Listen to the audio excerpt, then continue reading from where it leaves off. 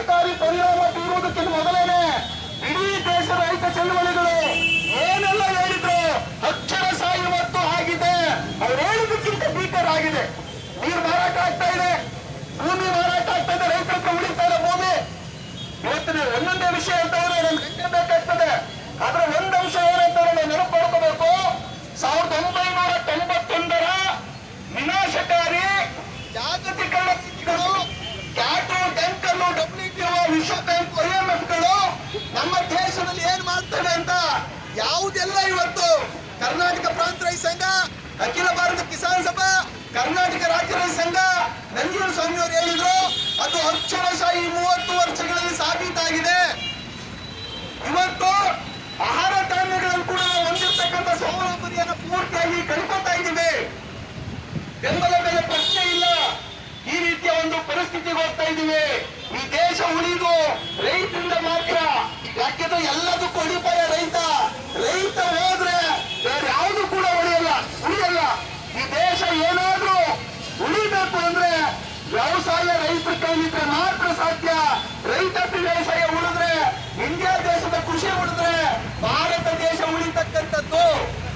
ಆ ಕಾರಣಕ್ಕಾಗಿಯೇ ದೇವನಹಳ್ಳಿನಲ್ಲಿ ಭೂ ಸ್ವಾಧೀನದ ವಿರುದ್ಧ, ಕಾರ್ಪೊರೇಟ್ ಭೂ ಕಬಳಿಕೆ ವಿರುದ್ಧ ಹೋರಾಟ ಮಾಡಿ ಯಶಸ್ಸನ್ನು ಗಳಿಸಿರ್ತಕ್ಕಂಥದ್ದು. ಹಂಗಾಗಿ ಬಂಧುಗಳೇ, ಬಹುರಾಷ್ಟ್ರೀಯ ಕಂಪನಿಗಳ ವಿರುದ್ಧದ ಹೋರಾಟ ಇವತ್ತು ಮತ್ತೊಂದು ಹಂತಕ್ಕೆ ಹೋಗಬೇಕಾಗಿದೆ. ಕಾರ್ಪೊರೇಟ್ ಕಂಪನಿಗಳು ಸೇವಾ ಕ್ಷೇತ್ರ ಮತ್ತು ಕೈಗಾರಿಕಾ ಕ್ಷೇತ್ರವನ್ನು ಆಕ್ರಮಣ ಮಾಡಿಕೊಂಡ ನಂತರ ಕೃಷಿ ಕ್ಷೇತ್ರಕ್ಕೆ ಇವತ್ತು ಬರ್ತಾ ಇದ್ದಾವೆ. ಕೃಷಿ ಕ್ಷೇತ್ರ ಯಾವುದೇ ಕಾರಣಕ್ಕೂ ಕಾರ್ಪೊರೇಟ್ ಕಂಪನಿಗಳ ಪ್ರವೇಶಕ್ಕೆ ಒಳಪಡಿಸಬಾರದು. ಇವತ್ತು ವಾಸ್ತವವಾಗಿ ರೈತ ಅನ್ನುವಂತ ಒಂದು ವೃತ್ತಿ, ಉಳುಮೆ ಅನ್ನುವಂತ ಒಂದು ಕಸುಬು ಮತ್ತು ಭೂಮಿ ಹೊಂದಿರತಕ್ಕಂಥ ಒಂದು ಹಕ್ಕು, RTC, ಇವೆರಡು ಬಿಟ್ಟರೆ ಇಂಥವೆಲ್ಲ ಕೂಡ ಈಗ ಬಹುರಾಷ್ಟ್ರೀಯ ಕಂಪನಿಗಳು ವರ್ಷದಲ್ಲಿವೆ. ಬಿತ್ತನೆ ಪೂರ್ವದ ಚಟುವಟಿಕೆಗಳು ಬಹುರಾಷ್ಟ್ರೀಯ ಕಂಪನಿ ಹಿಡಿತಕ್ಕೆ ಹೋಗಿದ್ದಾವೆ. ಕಟಾವು ನಂತರದ ಚಟುವಟಿಕೆಗಳು ಬಹುರಾಷ್ಟ್ರೀಯ ಕಂಪನಿ ಹಿಡಿತಕ್ಕೆ ಹೋಗಿದ್ದಾವೆ.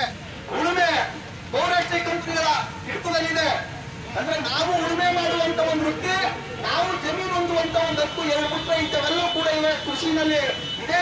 ಈಗ ಬರ್ತಾ ಇದೆ ಏನಂದ್ರೆ ನೇರವಾಗಿ ಭೂಮಿಯನ್ನು ಹಸಿರುಮುಕ್ತ ಮಾಡ್ತೇವೆ. ಆಮೇಲೆ ಒಂದು ಭಾಗದ ಜನ ಹಸಿರುಮುಕ್ತ ಆಗಿದೆ. ಹಾಗಾಗಿ ಈ ಹೋರಾಟ ಯಶಸ್ವಿಯಾಗಿ ಮತ್ತು ಬಹಳ ದೊಡ್ಡ ಪ್ರಮಾಣದಲ್ಲಿ ಬೆಳೀಲಿ ಅನ್ನುವಂತ ಹೇಳ್ತಾ ಈ ಹೋರಾಟದಲ್ಲಿ ಭಾಗವಹಿಸಿದವರು ಎಲ್ಲರೂ ಕೂಡ ಒಂದು ಅತ್ಯಂತ ಮಹತ್ವದ ಐತಿಹಾಸಿಕ ಹೋರಾಟದಲ್ಲಿ ಭಾಗವಹಿಸಿಲ್ಲ. ಅದಕ್ಕಾಗಿ ನೀವೆಲ್ಲರೂ ಕೂಡ ಸಂಯುಕ್ತ ಹೋರಾಟ ಕರ್ನಾಟಕದ ವತಿಯಿಂದ ಅಭಿನಂದಿಸಿ ನನ್ನ ಮಾತನ್ನು ಮುಗಿಸ್ತೇನೆ. ಧನ್ಯವಾದ. ಆತ್ಮೀಯರೇ, ಬಹಳ ದೀರ್ಘವಾಗಿ ಯಶವಂತ್ ಅವರು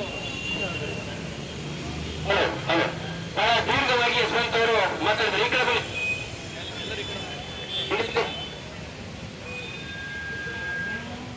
ಮತ್ತು ಈ ಒಂದು ಪ್ರತಿಭಟನೆಯಲ್ಲಿ ರಾಜ್ಯ ರೈತ ಸಂಘದ ಅಣ್ಣಯ್ಯನವರು, ಬೋರಾಪುರದ ಸಂಗ್ರಹವರು, ರವಿಕುಮಾರ್ ಅವರು, ರೈತರ ಸಂಘಟನೆಯ ಜಿಲ್ಲಾಧ್ಯಕ್ಷರಾದ ಮಾದೇವಮ್ಮನವರು, ಜನವಾದಿ ಮಹಿಳಾ ಸಂಘಟನೆ ಜಿಲ್ಲಾ ಕಾರ್ಯದರ್ಶಿ ಸುಶೀಲಾ ಅವರು, ಇನ್ನು ಮುಂತಾದವರೆಲ್ಲ ಇದ್ದೀರಾ.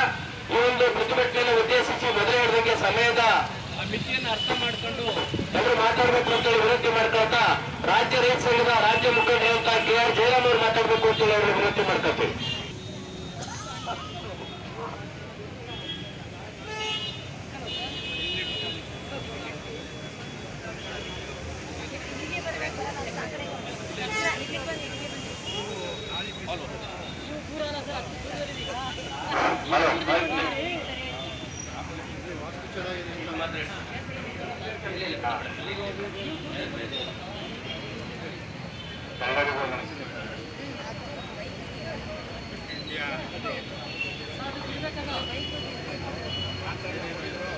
ಇಂಡಿಯಾ ಚೌಗುಟ್ನ ನವತನ ಪ್ರಯುಕ್ತ ಇವತ್ತಿನ ಕಾರ್ಯಕ್ರಮ